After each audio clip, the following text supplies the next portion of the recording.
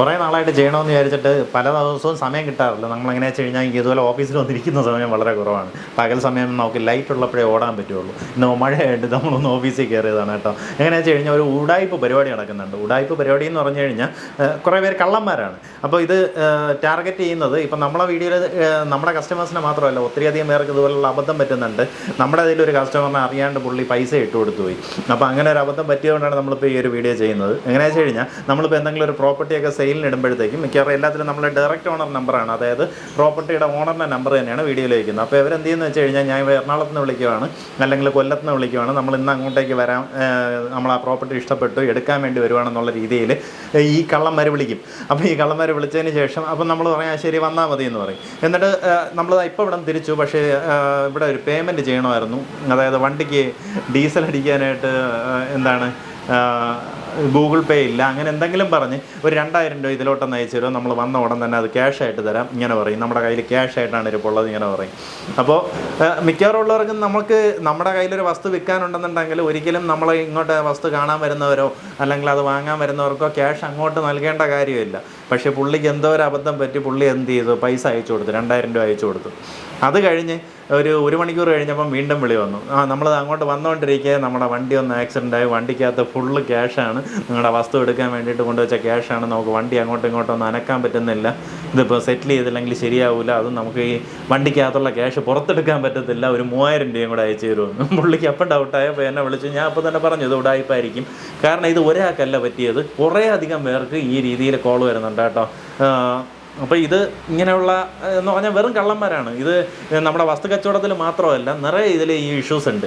മെയിനായിട്ട് OLX-ലായാലും ഇതുപോലെ. ഞാൻ പണ്ടൊരിക്കൽ ഒരു ഫർണിച്ചർ സെയിലിനിട്ടപ്പോഴത്തേക്കും ഉടനെ എനിക്കൊരു മെസ്സേജ് വന്നു, ആ ഫർണിച്ചർ എനിക്ക് ഇഷ്ടപ്പെട്ടു എടുത്തോളാം ഇങ്ങനെ പറഞ്ഞിട്ട്. എന്നിട്ട് പറഞ്ഞ് ഞാൻ ഇത് വിദേശത്താണുള്ളത്. ഞാൻ നോക്കിയാൽ വിദേശത്തു നിന്നൊക്കെ നമ്മുടെ ഇവിടെ നിന്നിടുന്ന സാധനങ്ങൾ എടുക്കാൻ ആളുണ്ടോ എന്ന്. അപ്പോൾ ശരി, ഞാൻ പറഞ്ഞു ഓക്കെ കുഴപ്പമില്ല, എന്താണ് ഇതിൻ്റെ പ്രൊസീജിയർ, അല്ലെങ്കിൽ പേയ്മെൻറ്റ് അയച്ചെന്ന് നമ്മളിതിനെ എവിടെയെങ്കിലും കയറ്റി വിടണമെന്നുണ്ടെങ്കിൽ ഞാൻ കയറ്റി വിട്ടുതരാമെന്നും പറഞ്ഞു. അപ്പോൾ അടുത്ത് കുറച്ച് കഴിഞ്ഞ് പറഞ്ഞാൽ അത് നമുക്കിങ്ങനെ ഷിപ്പിംഗ് ഉണ്ട്, ഞാൻ ഷിപ്പിംഗ് കമ്പനിയായിട്ട് സംസാരിച്ചിട്ടുണ്ട്. അപ്പോൾ അവരുടെ അവിടുത്തെ ഒരു പേയ്മെൻറ്റ് നിങ്ങൾ സെറ്റിൽ ചെയ്യണം.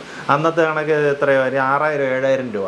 ഇത് സെറ്റിൽ ചെയ്ത് കഴിഞ്ഞാൽ നമുക്കത് കയറ്റി വിടാൻ സാധിക്കും, അത് ഈ അക്കൗണ്ടിലേക്ക് അയച്ചാൽ മതി എന്ന് പറഞ്ഞ ഉടനെ അക്കൗണ്ട് ഡീറ്റെയിൽസൊക്കെ വന്നു. അപ്പോൾ ഈ രീതിയിലാണ് ഇതിൽ ഓരോ രീതിയിലുള്ള ഓൺലൈൻ ഉടായ്പകൾ. അപ്പോൾ ഇങ്ങനെയുള്ള തട്ടിപ്പുകൾ ഒരു പണിയില്ലാണ്ടിരിക്കുന്നവന്മാരാണ് കേട്ടോ. ഇവന്മാരിങ്ങനെ ചുമ്മാ ഇരുന്നുകൊണ്ട് എങ്ങനെയാണെന്ന് വെച്ച് കഴിഞ്ഞാൽ ആരെങ്കിലും ഒരു കോള് വിളിച്ചു കഴിഞ്ഞാൽ നമുക്കതിൻ്റെ ചിലവ് കഴിഞ്ഞു പോകും, അങ്ങനെ ചിന്തിക്കുന്ന മലരന്മാരാണ് ഇത്. ഇനി അടുത്ത് വേറൊരു തട്ടിപ്പ് പറഞ്ഞുതരാം. നമുക്ക് ഈ റെസ്റ്റോറൻറ്റ്സ് ഉണ്ട്. അപ്പോൾ ഈ റെസ്റ്റോറൻറ്റ്സ് ഉള്ളതിൽ നമ്മളിപ്പോൾ ഒരു ദിവസം ഒരു ഷെഫിൻ്റെ വേക്കൻസി അല്ലെങ്കിൽ കുക്കിൻ്റെ വേക്കൻസി ഉണ്ടെന്ന് പറഞ്ഞ് നമ്മൾ ഫേസ്ബുക്കിലോ OLX-ലോ ഇതിലൊക്കെ ഇടുമ്പോഴത്തേക്കും നിറയെ മെസ്സേജ് വരും.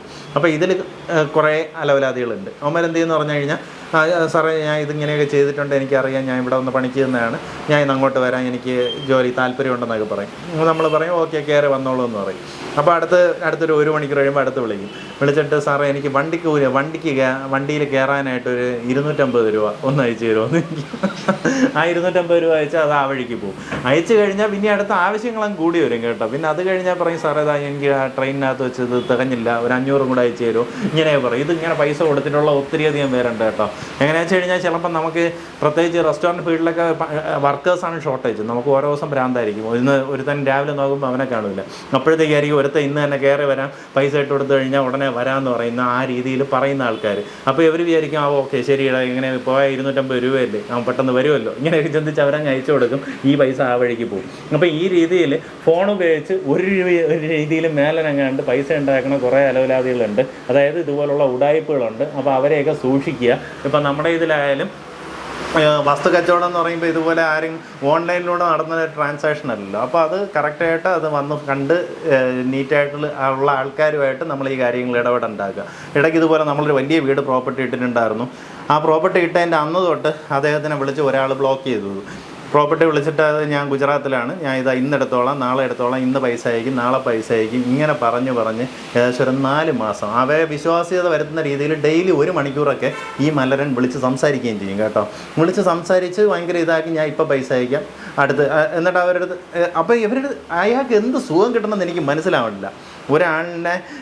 ഒരാളൊരു കഷ്ടപ്പെട്ട് ഒരു അത്യാവശ്യ ഘട്ടത്തിൽ ലോണും കാര്യങ്ങളൊക്കെ ബുദ്ധിമുട്ടായതുകൊണ്ടാണ് ആ പ്രോപ്പർട്ടി സെയിലിന് വെച്ചത്.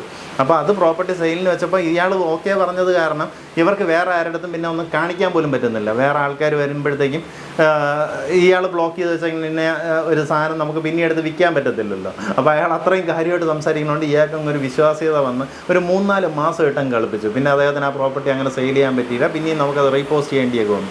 അപ്പോൾ ഈ രീതിയിലൊക്കെ ഒത്തിരിയധികം ഇഷ്യൂസ് ഉണ്ട്. ഇപ്പം നമുക്ക് ഇങ്ങനെയൊക്കെ വസ്തുവിന് നിങ്ങൾക്ക് ഒരാൾ ഇതുപോലെ വിളിച്ച് പറയുകയാണെന്നുണ്ടെങ്കിൽ അവരൊരു സോളിഡ് ആയിട്ടുള്ളൊരു അഡ്വാൻസ് നിങ്ങൾക്ക് ചെയ്യുവാണെങ്കിൽ മാത്രം അത് പ്രൊസീഡ് ചെയ്യുക. ഇപ്പോൾ 1.5 കോടി അല്ലെങ്കിൽ 2 കോടിയുടെ വസ്തുവാണെങ്കിൽ 10 ലക്ഷം രൂപ അഡ്വാൻസ് ഇട്ട് അതിനുശേഷം അവ ഈ ഡെയിലി വിളിച്ച് കഥ പറഞ്ഞാലും നമുക്ക് കേട്ടോണ്ടിരിക്കാൻ പ്രശ്നമില്ല. അപ്പോൾ ഈ രീതിയിലുള്ള ഉടായ്പകൾ നമുക്ക് ഇതുമായിട്ട് ബന്ധപ്പെട്ട് പല നിറയെ നടക്കുന്നുണ്ട് കേട്ടോ. അപ്പോൾ ഈ കാര്യങ്ങളിൽ നിങ്ങളെല്ലാവരും ഒന്ന് ശ്രദ്ധ ചെലുത്തുക. അപ്പോൾ അതിന് വേണ്ടിയിട്ടാണ് ഈ ഒരു വീഡിയോ ചെയ്തത്.